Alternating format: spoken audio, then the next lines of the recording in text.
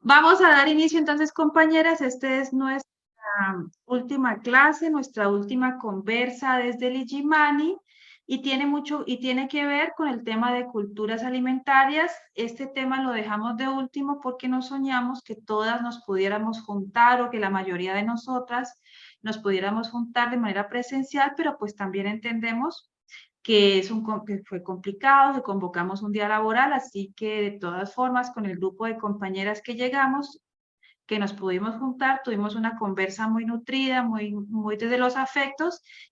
Esperamos que con ustedes también podamos compartir estas conversas. Entonces, vamos a hablar de culturas alimentarias, memorias, afectos y resiliencias. Contarles que lo que yo les voy a transmitir de alguna manera lo aprendí de la profe Rosa Quiroga, es la fotografía que tienen ustedes allí. Y la profe es una mujer académica, muy estudiosa, pero es una mujer que vive y vibra con el tema de las comidas, con el tema de la cultura alimentaria. Siempre está o preparando un plato típico de Bolivia o está investigando sobre la cultura y sobre los alimentos y cómo esto tiene que ver con nosotras y con nosotros. Decirles que la profe lo primero que nos dijo cuando nos inscribimos a la clase de culturas alimentarias es que este ha sido un proceso de aprendizaje que han tenido ellas desde el colectivo Heche, porque ustedes saben que la cátedra libre pues es del colectivo Heche. Ese es un proceso de aprendizaje que han tenido ellas en las cocinas populares, en las cocinas migrantes, y también han tenido o han estado muy pendientes de todo lo que ha sido desde la academia, que se escribe de la academia, que tiene que ver con las culturas, con los alimentos, con históricamente cómo nos hemos alimentado, en este caso, cómo se han alimentado los distintos pueblos que viven en Bolivia. Entonces, allí la academia ha sido muy importante y nos contaba la profe Rosita que la combinación de estas experiencias pues de vida les ha permitido a ellas generar esta propuesta académica, que para ellas es una propuesta indisciplinada que busca interpelar el orden establecido de la vida en lo doméstico y lo cotidiano. Es muy importante porque nos hablan de indisciplina, de culturas y de alimentos, y ya ahí vamos a ir viendo cómo fue este proceso. Necesito que me silencien los micrófonos, o a ver, yo miro si desde acá lo puedo hacer, porque estoy yo trabajando aquí como a dos computadores. Espérenme un segundo. Ah, ya lo silenciaron ustedes, gracias. Entonces, nos decía la profe que hablar de culturas y alimentos es poner en juego las identidades y los territorios asociados a un sistema alimentario. O sea que hablar de culturas alimentarias es hablar de identidad y también hablar de territorio, dado que lo que se come y cómo se come varía de un lugar a otro y el alimento se vincula a una serie de diferencias, de diferentes valores, significados y de diferentes narrativas. Entonces, desde aquí empezamos nosotras a aproximarnos a lo que habían preparado las compañeras a la Cátedra de Culturas Alimentarias. Aquí un paréntesis, inicialmente yo creí que a lo que íbamos era a un taller de cocina y que íbamos a estar como permanente preparando alimentos, pero me empiezo a encontrar desde el introductorio de la cátedra que esto iba mucho más allá de preparar comidas típicas bolivianas, que inicialmente fue lo que yo pensé que iba a suceder. Entonces, una de las primeras cosas que nos contó la profe es que como objetivo específico de esta cátedra era que nosotras identificáramos los aspectos de la complejidad alimentaria, qué aspectos de la complejidad alimentaria forman parte de la composición de las memorias y los afectos. Esto fue lo primero que yo me encontré y que me llamó poderosamente la atención. ¿A qué se refería o qué podría ser eso de hablar o cómo se relacionaban las culturas alimentarias con la memoria y el afecto? También nos invitaban, porque siempre fue una invitación y una provocación permanente, a analizar las prácticas sociales estructuradas a lo doméstico, interpelando los mandatos establecidos en las memorias, tanto individuales como colectivas, y en las formas subjetivas establecidas de sentir, en este caso de sentir los alimentos. Nos invitaron también a reflexionar aquellas memorias y afectos en los que se hace necesario reconocer la crianza de nuestras emociones y memorias frente a los alimentos, estas memorias alimentarias. Entonces también empecé yo a entender y a escuchar por primera vez que existen unas memorias alimentarias. Así como hay unas memorias políticas, hay unas memorias culturales, pues frente a los alimentos también, y que esas memorias están indiscutiblemente atravesadas por las emociones. Obviamente no se podía hablar de culturas y de alimentos sin reflexionar y acerca de la necesidad de desnaturalizar las microviolencias establecidas en las prácticas alimentarias. Así que no solamente íbamos a hablar de recetas, es más, las recetas no eran tan importantes, empezaba yo a entender. Y también nos decía la profe que la práctica alimentaria como parte de una comunidad viva. Así que acercarnos a los alimentos, acercarnos a culturas alimentarias, era también acercarnos a la comunidad, al concepto de comunidad, y eso es muy cercano para nosotras, que somos de organizaciones sociales, eso es muy cercano para nosotros en este norte del Cauca. Entonces, como que esos objetivos y todo eso que les he venido contando, voy a empezar a desarrollarlo apoyándome en imágenes que tomé en el transcurso de la cátedra y que nos permite dar como unas pinceladas a lo que fue esto. Indiscutiblemente el tema de culturas alimentarias tiene todo un tema y desde la academia hay toda una cantidad de posturas y de postulados que estudiamos, pero que de un principio entendimos que lo que nos invitaba a la cátedra era empezar a reflexionar acerca de los alimentos y cómo nos relacionamos con los alimentos. Entonces, lo primero que les quiero evidenciar es que en el tambo, donde veíamos nuestra cátedra, siempre estuvo presente el fuego y los fogones. La imagen que están viendo del fuego es el fuego, el fogón grande que está dentro de la cocina, pero afuera siempre tienen ellos unos pequeños fogoncitos en barro, que es la olla que acá está cocinándose unas papas. Y una de las ventajas de estos fogoncitos es que son portátiles y que lo pones en cualquier lado y prendes fuego y cocinas en cualquier lado. Entonces, una cosa chiquitita, parece una materita. Muy, muy, muy portable, pero muy resistente. La olla que coloqué ahí encima era una olla pesadísima. Yo lo primero que dije, ¿será que eso va a aguantar? Porque es un recipiente, es una cosita en barro con un mini huequito al cual le cabe muy poca leña, pero les cuento que es bastante funcional. Entonces, con estas imágenes de lo que es ese acercarse a los alimentos, empezamos o les quiero empezar como a hacer las reflexiones acerca de la memoria y los afectos. Eso es reconocer la crianza de nuestras emociones y las memorias alimentarias. El primer ejercicio que hicimos nosotras en la cátedra fue que la profe Rosa nos invitó a que escribiéramos un relato. Como ustedes ven, nos invitó a escribir, no nos invitó a cocinar, que era lo que de pronto yo inicialmente esperaba y estaba dispuesta como a que pasara en la cátedra de culturas alimentarias. Y ese relato que nos invitó a escribir la profe estaba en clave de que escribiéramos un recuerdo doloroso que nosotras tuviéramos frente a la comida, frente a los alimentos. Ella nos dijo que no nos invitaba a escribir un relato gozoso porque pues íbamos a tener muchos, siempre como relacionarse con la comida.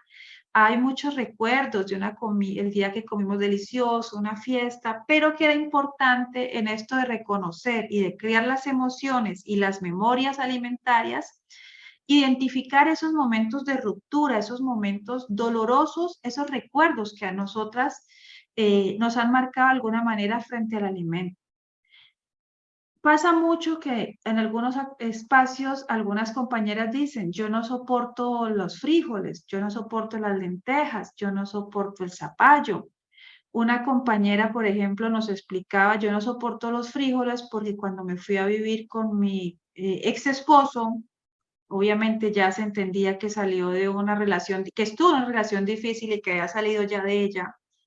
Esos primeros meses, ella salió de su casa muy mimada y con mucha abundancia, y esos primeros meses pues solamente había comido frijoles. Yo creo que era Milena, si no estoy mal, nos contaba en algún momento de que a ella no le gustaban los frijoles porque le recordaba eh, episodios del pasado. Nelly, si no estoy mal, a Nelly no le gusta a Sandra no le gusta la samba. A Nelly, Nelly, ¿tú qué es lo que no te gusta? Porque tienes un recuerdo ahí negativo. El hígado. El hígado. Y Mayra, ¿a ti qué? Si hablaras de un recuerdo, de algo que te relaciones mal con un alimento por un mal recuerdo del pasado, ¿qué alimento sería? El pescado. ¿El pescado? Imagínate tú. Y Angélica, ¿qué Igual que más alimento tú no te... el pescado, ¿El porque pescado? tengo un recuerdo de niña que me espiné me tragué una espina y no, muy duro eso. Muy duro. ¿Y Lina? ¿Las dos El Linas? cuy, Lina María, Ajá. el cuy es que se llama ese animalito y los palomos. No El cuy y los comería eso. palomos, Sí. pero no está como relacionado a algún recuerdo Al- del pasado, sino que te sí. da cositas. No, sí está relacionado porque nosotros tuvimos una infancia, o sea, tuvimos una situación muy tenaz y mis papás tenían Ajá. criadero de palomo y fue la situación tan dura que a veces la proteína que nos dan era de palomo. Entonces, uy, yo no puedo, no me gusta ni verlo, la verdad. Y el cuy, porque a O mi sea papá lo que, hirieron, ¿ah? ajá. ¿Tu papá El es muy cuy, qué? a mi papá lo hirieron en un trabajo y a mi papá le Ujú. dieron, porque eso tiene mucha vitamina, ¿no?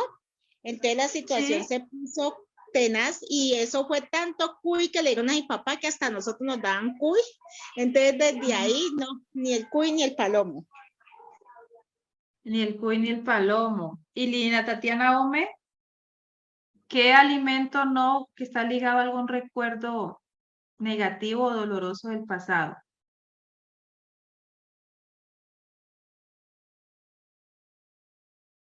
Les cuento que en mi caso, yo fui bastante caprichosa y no me gustaban las verduras, no me gustaba nada verde y mi papá cultivaba de todo, cultivaba espinaca, acelga, habichuela y todo lo que ustedes se quieran imaginar. Por lo tanto, pues nuestra alimentación era a diario un guiso de algo de sabroso, pues mi mamá lo hacía muy sabroso, yo no lo comía.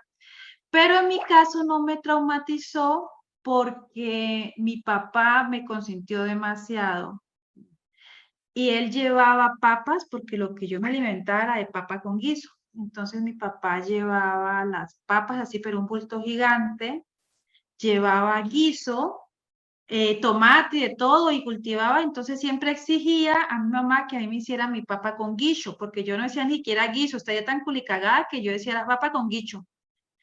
Entonces, a mí no me traumatizó, pero si pienso ahora que si mi mamá, o digamos que no me hubieran cumplido el capricho y mi mamá me hubiese definitivamente obligado sí o sí a comer todos estos productos, pues serían productos que yo no consumiría ahora, porque ahora ya adulta sí los como, porque sé que son importantes, porque ahora sí me gustan, amo los uyucos y en mi época de mi niñez si me querían ver hacer una pataleta que me ofrecieran uyucos. Entonces, bueno, en mi caso no que dejo esas huellas porque no me obligaron, pero lo tengo como un recuerdo y entiendo a las personas, por ejemplo, mi hijo desde un niño no soporta la cebolla, entonces yo nunca le impuse comer cebolla, pero sí vengo de una familia donde vi que a mis primos y primas les imponían sí o sí comer y yo había una prima que se trasbocaba y le daban un chancletazo y volvían y la sentaban y volvían y la obligaban a comer eso que a ella no le gustaba.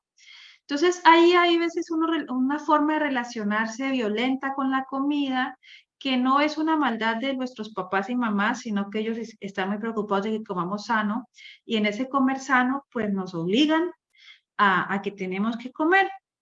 Y bueno, y hay otros recuerdos mucho más Bien, bastante... Martica, tiene que ver también Cuéntame. no, pues tiene que ver mucho lo que tú dices comer sano, pero es la situación, porque en ese momento Ujú. era lo que había, o sea, lo que más abundaba y lo que ellos podían conseguir en el momento. Entonces, Lo que pues yo no he cultivaban. hablado, pero por decir algo, a mí la racacha, mi mamá Ujú. hacía una colada de racacha, le daban a racacha, pero te cuento que todavía no la he podido asumir. Para mí, y que No las sopas la, a todos le echaban a racacha y no, ajá, los suyucos también, pero eso sí los aprendí a comer y a hacer ricos ahora, y en ese tiempo uno era durísimo. Pero el resto sí de todo, sino que durísimo. me acuerdo que a racacha era porque la colada, y todavía es una vitamina muy buena, le daban las personas colada de racacha y eso le subía toda la parte de defensas. Y todavía existe esa parte. Entonces, te quería decir eso, era la situación que los Sí. hacía hacernos comer lo único que a veces había. Sí, a veces era lo único que había y otras veces es que es una postura, o sea, por ejemplo, es que somos familias campesinas, ¿no? Entonces nuestros papás, mamás, tíos, abuelos, siempre había alguien, había cercano antes, mucho más que ahora, con alimentos que se producían y si realmente los alimentos de la huerta es lo más rápido porque en 2, 3 meses ya se tiene cosecha, ¿no? Entonces, había una intencionalidad, pero de niños y niñas no nos relacionábamos muy bien con estos alimentos y eso ha generado unos traumas fuertes en algunas personas. Entonces, más o menos cuando nos hablaban de ese de reconocer y de criar las emociones y las memorias alimentarias, la invitación es que es como hacer la reflexión, no solamente nosotras, sino también afuera, cuando alguien dice, es que yo no soporto o no me gusta tal cosa, detrás de eso hay una historia y por lo general esa historia, algunas de esas historias son tristes, son historias de dolor, son historias de escasez, de carencia, de pobreza. Entonces hay que entender para trabajarlas nosotras mismas y para no juzgar, porque a veces lo que escuchamos, por ejemplo, pues comer pescado hoy en día es un lujo. Alguien podría, Mayra, decir, no me gusta el pescado, o Angélica, y decir pues que sí que son remilgadas, que sí no sé qué, ¿no? Hay unas historias que hay que escucharlas, hay que respetarlas y aprender a entenderlas y a tramitarlas. Entonces, así fue como entramos nosotras al tema de las culturas alimentarias a través de nuestras memorias. Les cuento que en mis compañeros y compañeras hubieron algunos relatos muy fuertes, unos relatos muy dolorosos y terminó siendo casi que una clase terapia porque contamos cosas allí bastante dolorosas, unas huellas que teníamos allí frente a cómo nos relacionamos con los alimentos. Pero lo importante es sanar para ver realmente la dimensión que tiene que ver la alimentación en nuestra vida, que a veces pareciera que es obvia, pero pues resulta que no. También dentro de culturas alimentarias nos invitaron como a la práctica alimentaria como parte de una comunidad viva. Ese fue nuestro segundo encuentro, nos llevaron a la comunidad de Chicani. Esta es una comunidad rural que está a las afueras de La Paz, donde la mayoría que cultivan son las mujeres. Aquí la fotografía que están viendo, y quise como traer muchas imágenes para tratar de transmitir o intentar transmitir un poco de lo que fue la vivencia. Estamos parte del grupo escuchando a Doña Esperanza, que es la mayora de esta pequeña parcela. Aquí cultivan papa, cultivan cebada y 10.000 cosas más en un espacio muy chiquitito y cultivan flores. Casi siempre está como combinados los cultivos de pancoger con las flores, me pareció muy bonito. Y esa clase fue escuchar a la mayora que nos contaba acerca de la apuesta que ellas tienen por cultivos limpios, es decir, en la comunidad de Chicani, donde la mayoría de cultivadoras son mujeres, ellas no solamente cultivan, sino que bajan a vender. Importantísimo eso. Ellas, hay unos días de siembra, de cosecha, y hay otros días de bajar directamente a vender ellas al mercado. Ellas tienen unos puestos móviles, tienen como 8 lugares de venta de acuerdo a la fecha, de acuerdo al día y de acuerdo también al producto que bajan, de acuerdo al producto que han cosechado.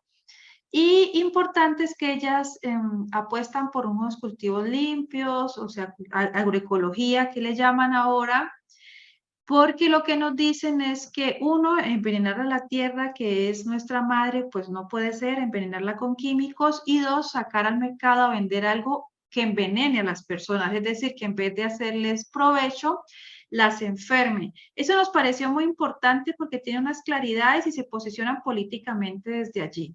Lo que cultivamos lo bajamos a vender, no se lo damos a intermediarios o intermediarias porque entonces ellos son los que se quedan con la ganancia y no nosotras. Y cultivamos limpio para nosotras porque lo que cultivamos también es para nuestras familias y no vamos a darles productos que estén contaminados. Eso nos pareció muy bonito en ese compartir de experiencias con la comunidad de Chicani, eso de practicar, ¿qué es eso de una comunidad viva? Que acá en el norte del Cauca lo tenemos muy presente y que a veces no sentimos y no valoramos como lo suficiente.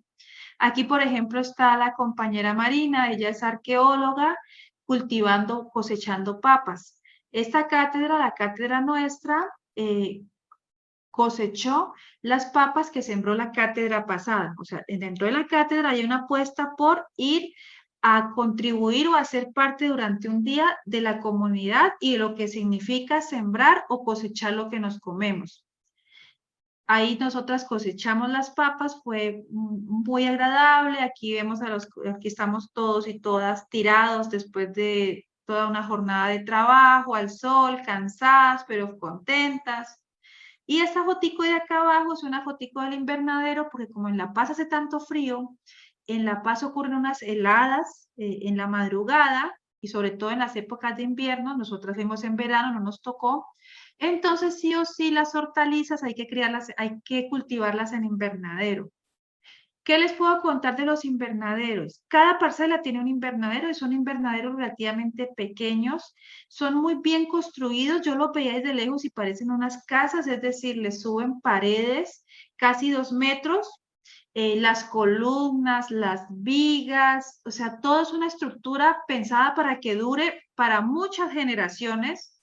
Y lo único que tienen que cambiar es cada ciertos años, creo que son cada 5 años, es el plástico. O sea, el invernadero es igual que el nuestro, es una estructura plástica, pero la estructura es en piedra, la gran mayoría. Luego, el primer metro piedra, el metro que le sigue son adobes hechos en barro, un barro prensado, y las columnas sí son en cemento. Pensado en que estos invernaderos puedan pasar de generación en generación. Pareció también muy bonito y eso nos muestra como la apuesta política que tienen estas comunidades, es que sí o sí quieren que se preserve el tema de estar cultivando constantemente. Por supuesto que también tienen las luchas que tenemos acá con los y las jóvenes que quieren salir del territorio, pero la gran mayoría se queda. Se queda uno también, como lo decía Milena, porque pues no hay otras cosas que hacer. O sea, se aprende desde muy niño a cultivar la tierra y se tiene la dinámica, se tienen los puntos a donde se va al mercado a vender y pues digamos que se hereda de familia, de generación en generación. Pero también es cierto que ellos y ellas tratan de preservar el tema del cultivo, una herencia importante para dejar a sus familias. Aquí hay una fotico de las dos mayoras, ella es doña Esperanza, se me escapa el nombre de la compañera en este momento, son suegra y nuera, creo que es la palabra, son las que cultivan esa parcela en las que les mostramos fotografías.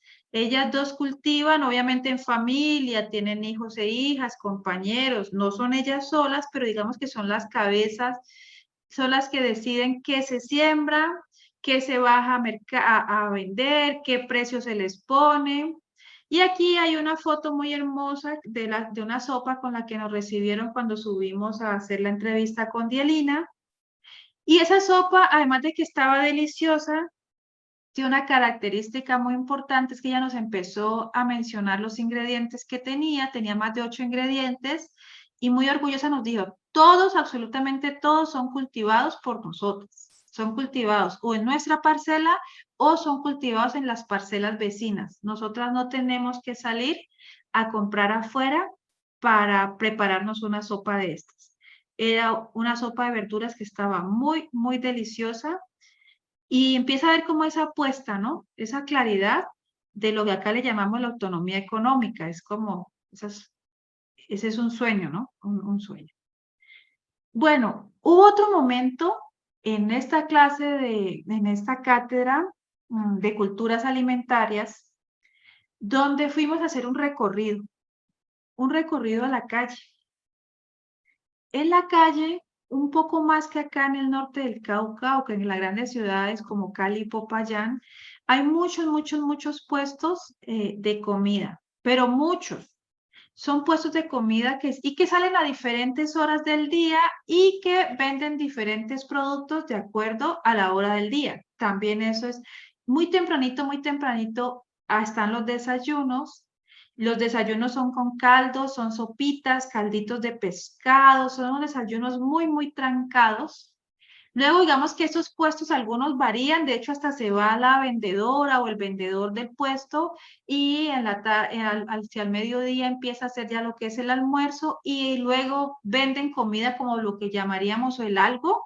Y hacia el final de la noche, casi tarde, 7:30, encuentra uno puestos de comida callejera o en la calle, no digo callejera creo que simplemente es una palabra que usamos para decir que son puestos que están en la calle, hasta tarde de la noche.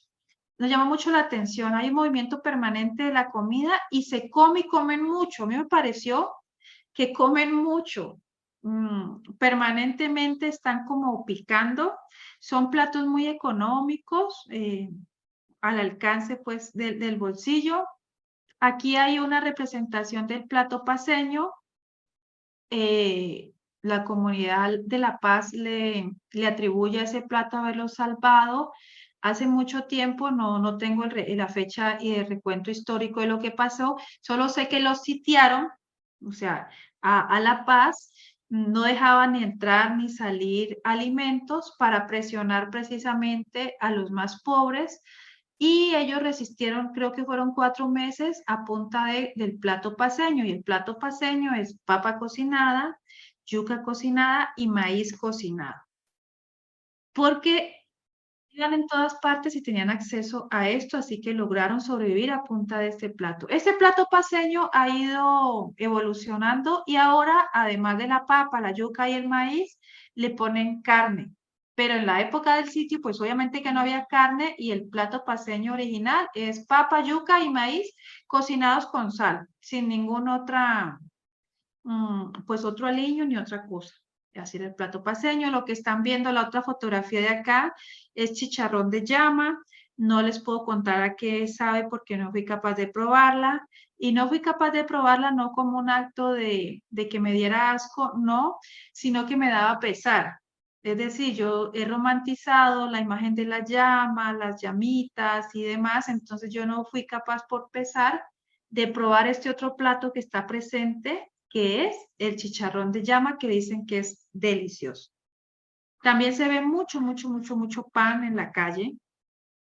Son muy panaderos y panaderas y yo tenía la impresión antes de viajar que iba a encontrar a toda la feria pues de la arepa, o sea que iban a haber muchos productos de maíz porque cultivan mucho maíz, pero son altamente panaderos y panaderas, mucho más de lo que somos acá, les cuento.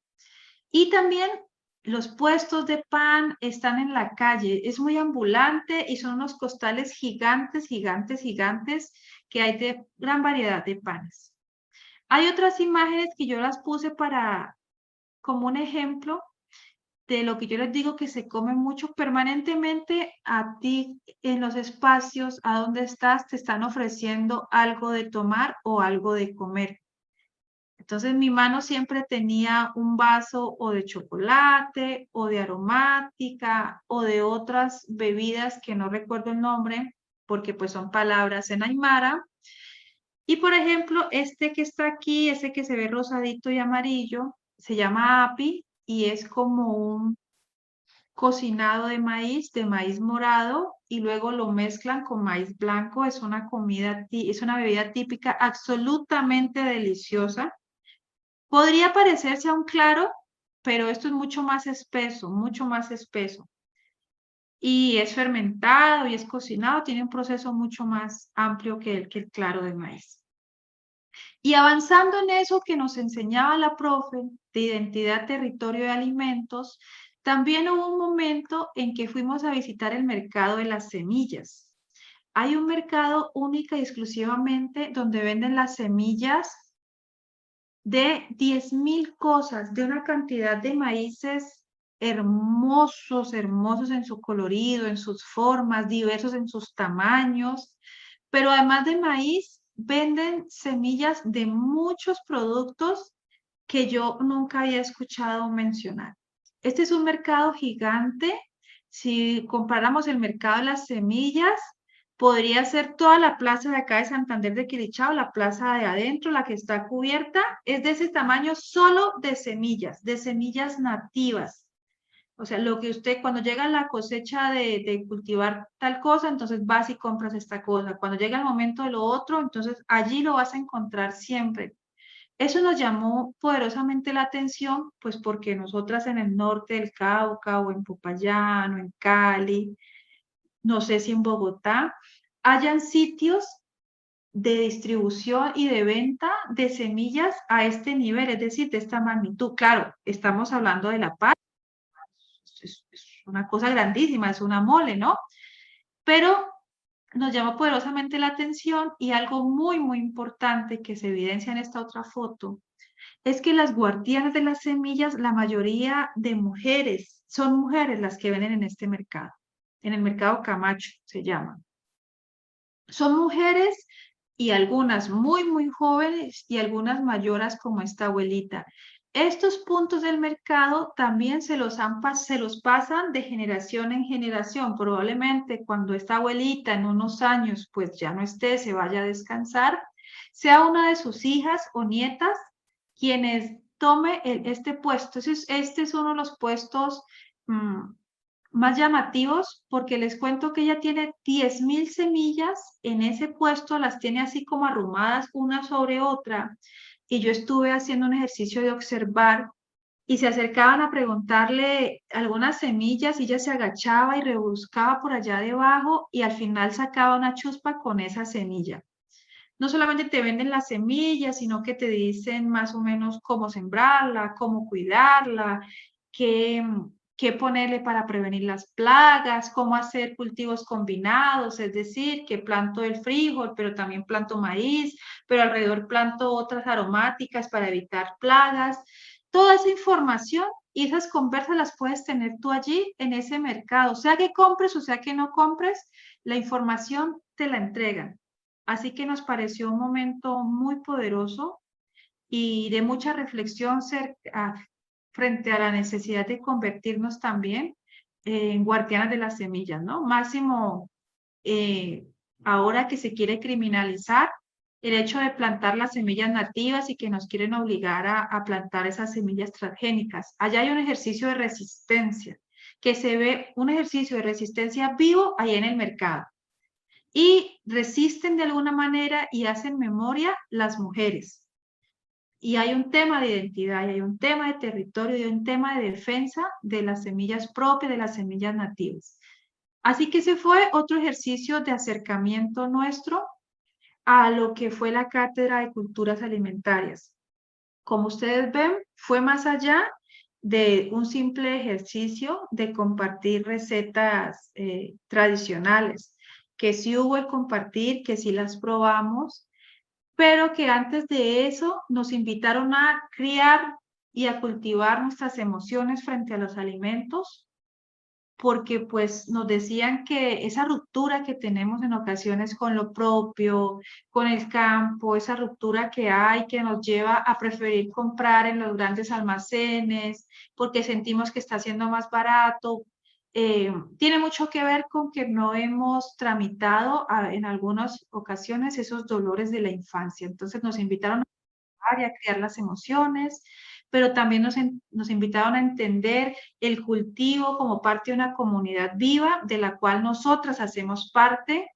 Y si bien puede ser que no tengamos tierra, puede ser que no sembremos, puede ser que no saquemos productos a vender al mercado, sí como compradoras hacemos parte de esa comunidad viva. Y esa comunidad viva lo que nos invita es a defender y a preservar lo nuestro, lo tradicional, lo que no viene con químicos, lo que no ha sido cultivado de manera transgénica. Eso más o menos era como las provocaciones con las que empezamos nosotros, con las que fuimos avanzando, las reflexiones en el marco de culturas alimentarias. Obviamente llegamos a esa parte en donde se hablar de lo que se come y cómo se come, o sea, qué comemos y cómo lo comemos. Y aquí entramos a un tema muy importante que hace parte de la ritualidad boliviana y que tiene que ver con el atape. El atape no es más que un compartir de los alimentos y que tiene, así como yo les mandé en su momento y les dije, compañeras, nos vamos a reunir, el reto es que lleguemos temprano, que traigamos alimentos, que podemos traer alimentos crudos o alimentos cocinados, pero que sean sanos. Cuando se hablaba de sano era la invitación a cultivos que aporten. Hola, querida Carmencita, bienvenida. Era a llevar cultivos, productos sanos y que sepamos que una vez los cocinemos están aportando salud y no enfermedad a nuestro organismo. Entonces, entrando a la TAPI, les quiero contar que es conocido como el banquete indígena o hace parte de todas estas acciones que tienen que ver con la diplomacia del pueblo de los Andes. Es decir, no solamente en Bolivia, sino el gran pueblo de los Andes, que es grande, que ya hemos perdido esa lógica, esa mirada de vernos como un todo, vernos como unos pueblos grandes que se entrecruzan, que somos una red. Y en ocasiones empezamos a ser muy nacionalistas y nosotros aquí, las colombianas, los bolivianas, los de allá, los de acá. Pero cuando hablamos del pueblo de la diplomacia, de los pueblos de los Andes, estamos hablando de un territorio mucho más amplio y de historia y de memoria. Entonces, contarles que las formas del ATAPI dependen principalmente del número de participantes. Y el ATAPI arranca con que llegamos a una hora determinada, cada quien con sus productos y los ponemos sobre la mesa. En este caso es sobre el piso. Ya cada quien sabe, cada quien de manera autónoma decide si los lleva cocinados o si los lleva crudos. Si lleva cocinados, lo que se acostumbra es a llevar yuca, papa, maíz, o sea, lo del plato paceño, pero también se lleva pan. Y lo que llega cocinado empieza a comerse, a irse picando mientras entre todos y todas se empieza a determinar a cocinar. Aquí lo que preparamos fue una sopa de maní. Y lo que ustedes pueden ver aquí son el maní. Acá está, lo blanquito es el maní, no es maíz remojado, es maní para la sopa de maní. Y hay una cantidad, las sopas llevan 10.000 productos que yo no me pude aprender, o sea, les ponen muchas, muchas, muchas cosas. No es sola, nuestras sopas de verduras tienen como un ABC, que le echamos habichuela, que le echamos zanahoria, que le echamos repollo, que le echamos de pronto apio. Acá le echan tantas cosas que uno pierde la cuenta. No le ponen carne. Hay una apuesta, sin enunciarse como veganos ni vegetarianas, hay una apuesta de que como todos estos productos son tan sanos, no necesitan realmente la proteína. En el caso de la sopa de maní, la reemplaza el maní tiene como todas esas propiedades y esta capacidad de alimentarnos, entonces no le ponen clase, ¿ven? No le ponen carne. Y uno dice, ¿será que va a quedar buena? Y sí, les cuento, le queda exquisita. Aquí hay algo muy especial en la foto, en el platón anaranjado, y es el chuño. El chuño es una clase de papa deshidratada que ellos y ellas deshidratan en época de cosecha cuando hay abundancia. Hay unas variedades de papa que van a los nevados, a los cerros, y las tapan con la nieve, con el hielo que producen los cerros y los nevados. Lo dejan allí 2 meses tapado y esto lo que hace es que deshidrata la papa. La pone chiquita, chiquita, chiquita, chiquita, hace que le cambie de color, se pone de un color oscuro, muy fuerte. Y esta papa una vez deshidratada puede durar hasta 100 y 150 años. Hay familias que una de las cosas que se heredan son el chuño, es decir, hay papas, hay familias que tienen papa deshidratada de 100 y más años. Esto es pues toda una reliquia y una cosa súper importante. Que si una papa de 100 años aún funciona, sí, la sacan, la hidratan, es decir, la ponen 2 días antes en agua, ella empieza nuevamente a ir creciendo, y recupera como su forma. Lo que no recupera es el color, sigue siendo oscurita, tiene un sabor a mi parecer no fue agradable, no es agradable, pero es porque es un sabor que no estoy acostumbrada a comer. Pero esto tiene unos niveles de alimento absoluto. Se le echa a estas sopas este chuño, que es papa deshidratada de muchos años, y otras clases de papa. En Bolivia tienen inventariado más o menos 3.600 variedades de papa. Las cultivan todas dependiendo, acá le llamaríamos los pisos térmicos o la altura. Bueno, en unos lugares se da más una variedad, en la otra. Pero en todo lo que es Bolivia tienen 3.600 clases de papas, la gran mayoría nativas que aún están siendo cultivadas. Entonces, aquí estamos en una TAPI, aquí quienes ustedes ven son parte del grupo de la cátedra, y lo que hicimos fue que nos sentamos alrededor de los productos y cada uno empezó a pelar, picar, cortar, macerar y hacer todo lo que la profe Rosita nos decía que debíamos de hacer. El ATAPI tiene como este elemento, además de que llevamos estos productos muy sanos entre todos y todas, sin importar si se es hombre o si es mujer, si se es joven, si se es muy adulto mayor, todo el mundo debe meter la mano, como se dice, aportar, contribuir en la elaboración de los alimentos. Acá, por ejemplo, las compañeras, después de que pelamos las papas, las están colocando en un pañito al sol, porque nada se pierde. Con las cascaritas se ponen al sol a que las tueste, y cuando están tostaditas se les pone salsita y se comen con ají, con una clase de ají que hacen allá, como un snack, queda como un maní. Yo no alcancé a probarla porque obviamente la pusimos a hacer en uno de los últimos días que estábamos en Bolivia, y pues esto hay que sacarlo al sol bastante hasta que está crujiente.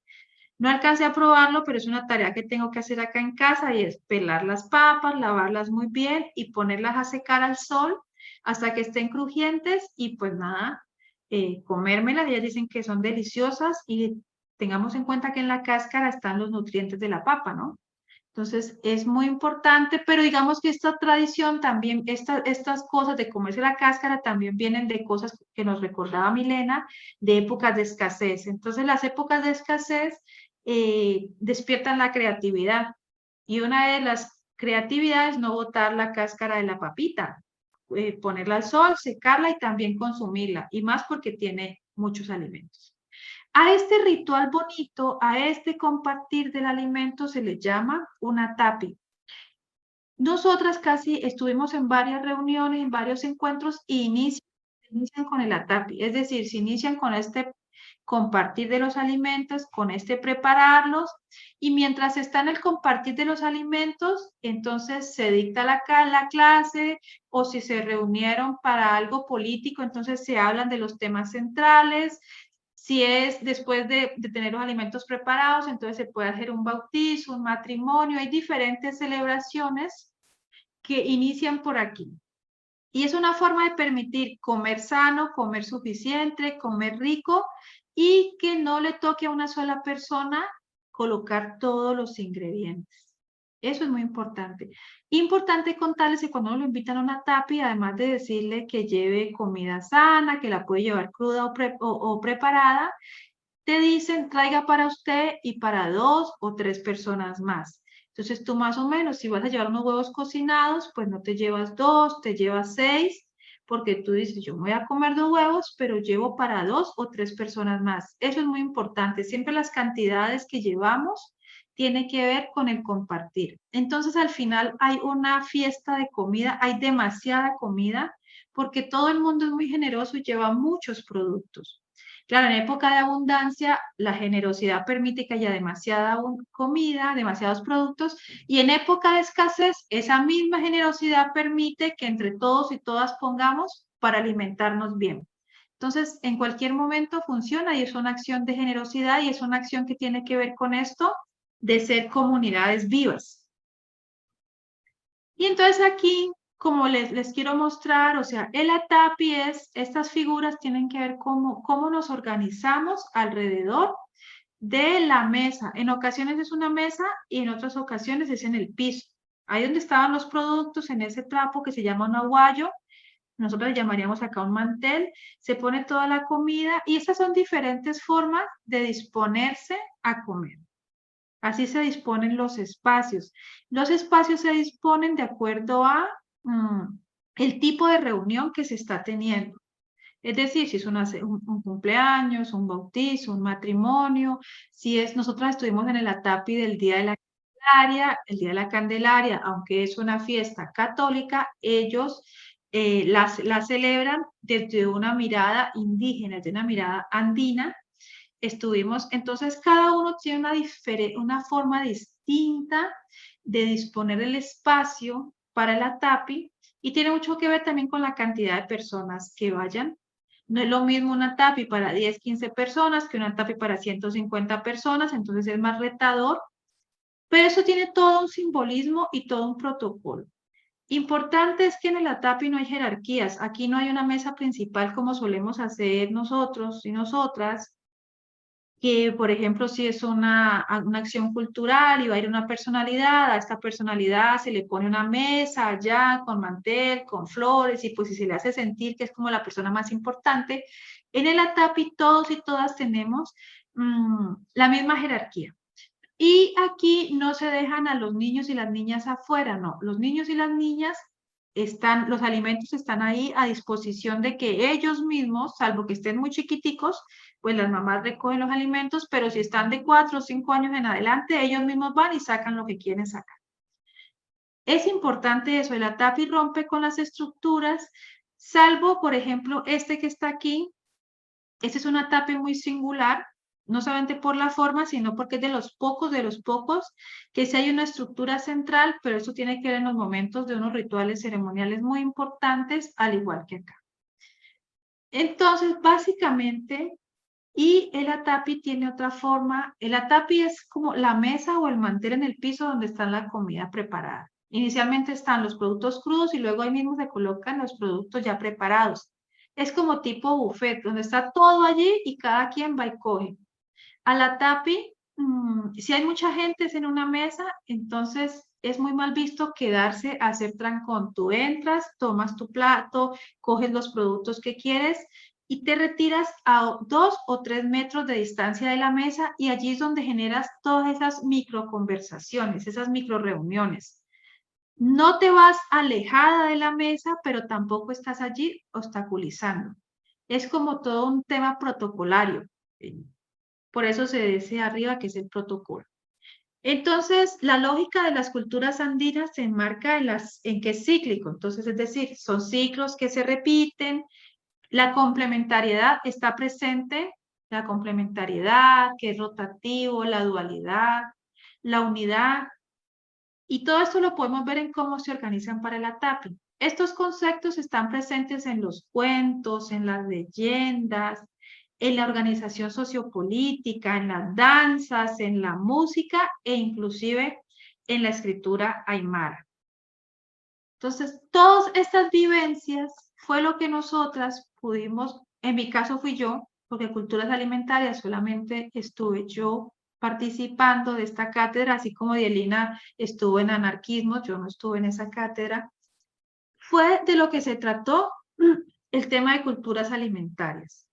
Hablamos de memoria, hablamos de los afectos y hablamos de la resiliencia que se debe generar a través de la comida.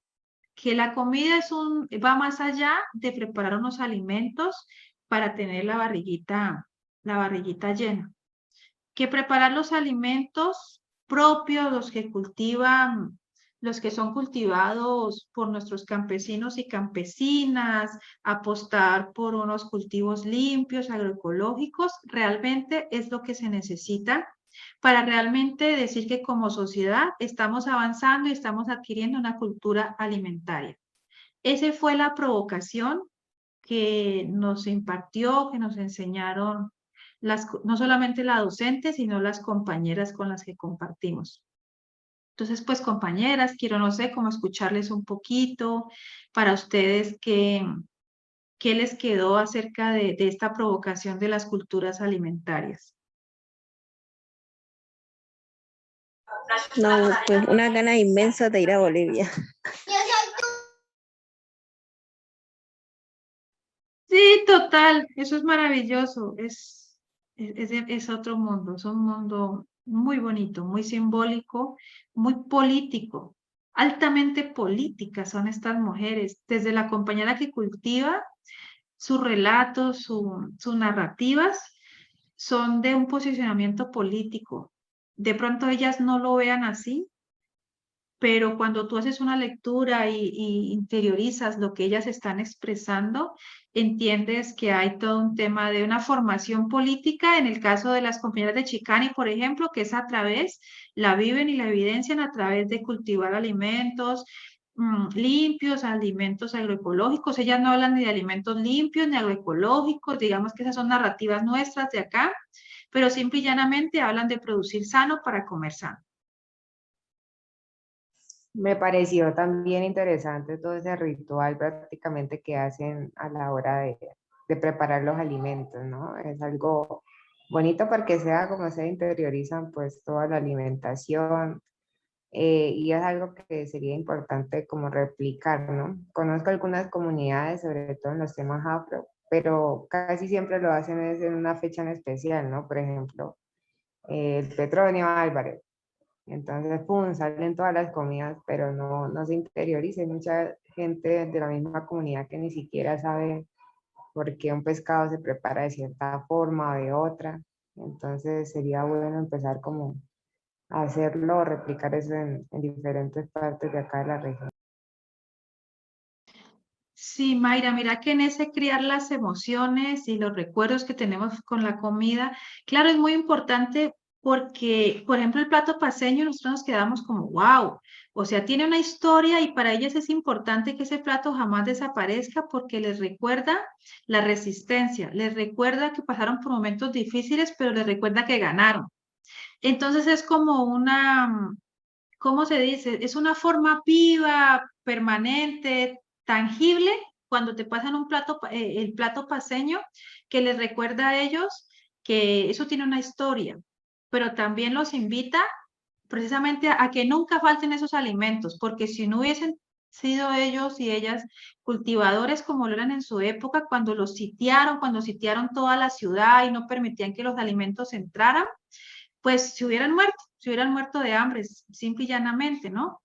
Entonces, cada plato, y ahora que tú lo dices, sí, nosotras conocemos nuestros platos, pero no sabemos el origen de ellos, ¿no? En qué momento surgió este plato, surgió el otro, por qué, qué ingredientes. En la tapia hay algo muy interesante y es que casi la mayoría llega con los productos y te cuenta una historia del producto. No, es que este lo cultivé en mi patio, así y así, y la semilla la traje de aquí de allá, o no, esto es del vecino, o esto lo traje de allá de la vereda tal, de donde mi mamá. Hay una narrativa, no es simplemente como que aquí, como hago yo, o sea, como hacía yo, que voy a la tienda y compro 2 libras de papa, las cocino y las llevo, que para mí no tiene como, no hay esa historia, pues porque no tengo una cultura realmente alimentaria. Eso es lo que traduce. Ellos sí, la gran mayoría, cada producto que te llevan, te dicen una historia y te pueden contar de dónde salió. Y si tú les dijeras, pues lléveme a ver de dónde fue que lo arrancó, te llevarían a ver de dónde arrancaron ese producto. Eso me llamó poderosamente la atención. Siempre tienen una claridad de dónde están saliendo lo que se están comiendo. Entonces eso de que somos lo que comemos cobra pues una verdad, ¿no? Allá en Bolivia. Claro, no es en todo el mundo, estamos hablando de que estuvimos en un colectivo que ha hecho como todo este trabajo, que ha combinado lo académico con lo cultural, con lo artesanal. Claro, no les voy a decir yo que pasa en todo Bolivia, pero sí pasa en gran parte de Bolivia, que es un refresco y que nos invita acá a poner un poco más de cuidado, ¿no? A lo que comemos. Pues entonces, compañeritas, agradecerles enormemente que hubieran sacado el rato para que conversáramos.